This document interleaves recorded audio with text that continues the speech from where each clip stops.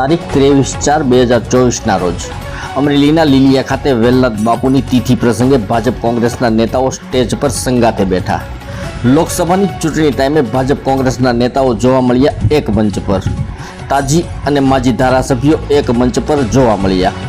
ધારાસભ્ય મહેશભાઈ કસવાળા અને પૂર્વ ધારાસભ્ય પ્રતાપભાઈ દુધાત લીલિયા ખાતે એક સ્ટેજ પર જોવા મળ્યા। અમરેલી લોકસભાના કોંગ્રેસના ઉમેદવાર જેનીબેન ઠુમર અને મહેશભાઈ કસવાળા આજુબાજુમાં બેઠા।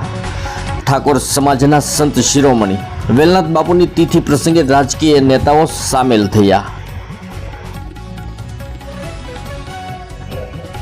વેલનાથ બાપાને યાદ કરીને આખો સમાજ ભેગો થાય છે ત્યારે આ વેલનાથ બાપા ફક્ત આ સમાજ પૂરતા મર્યાદિત નથી। માનનીય મહેશભાઈ કીધું કે વેલા જૈનમાં એટલે વેલા બાપા, એમાંથી પછી વેલિયા થયા।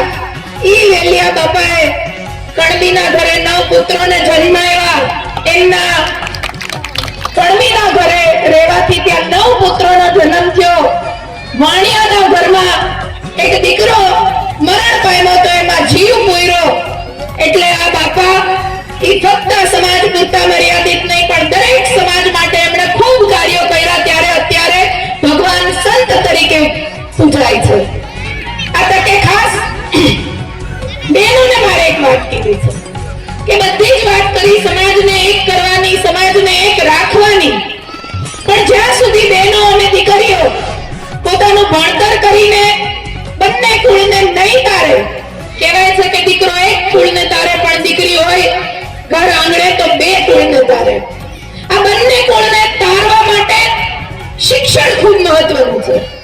એટલે બધા જ સમાજના આગેવાનો અહીંયા મંચ ઉપર ઉપસ્થિત છે, એમને પણ વિનંતી કરું કે આપણા ઘરની એક પણ દીકરી 12મા ધોરણ પહેલા એનું શિક્ષણ કોઈ પણ કારણસર છોડવાનો પ્રયત્ન એના પરિવારમાંથી થાય કે કોઈ પણ કારણોસર સંજોગો વસાતે દીકરીને શિક્ષણ છોડવું પડે તો સમાજના મોભીઓને વિનંતી છે કે આ તમારા તરફથી નહીં થવા દેતા।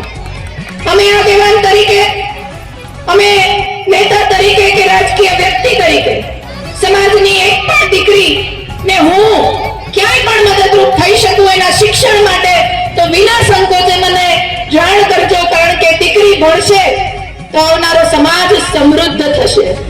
બધા કોઈ પણ સમાજ હોય એના પાયામાં ઘડતર રહેલું છે, એને આપણે જે પ્રકારનું ઘડતર આપીએ એ પ્રકારે સમાજનો વિકાસ થાય। ત્યારે આ પાયામાં દીકરીઓના શિક્ષણનું ખૂબ મહત્વ રહેલું છે, કારણ કે જે ઘરમાં જશે એ ઘરને, કુળને, સમાજને ઉજાળશે।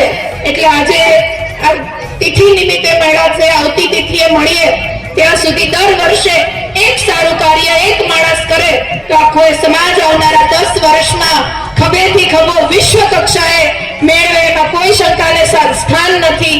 ફરી એક વખત આપ સૌએ મને અહીંયા મળવાની તક આપી, અહીંયા આવવાની તક આપી, બાપાના આશીર્વાદ લેવાની તક આપી અને આ તકે સમાજને મળવાની તક આપી, એ માટે આપ સૌની હું ખૂબ આભારી છું। વંદન સાથે આપ સૌને પ્રણામ।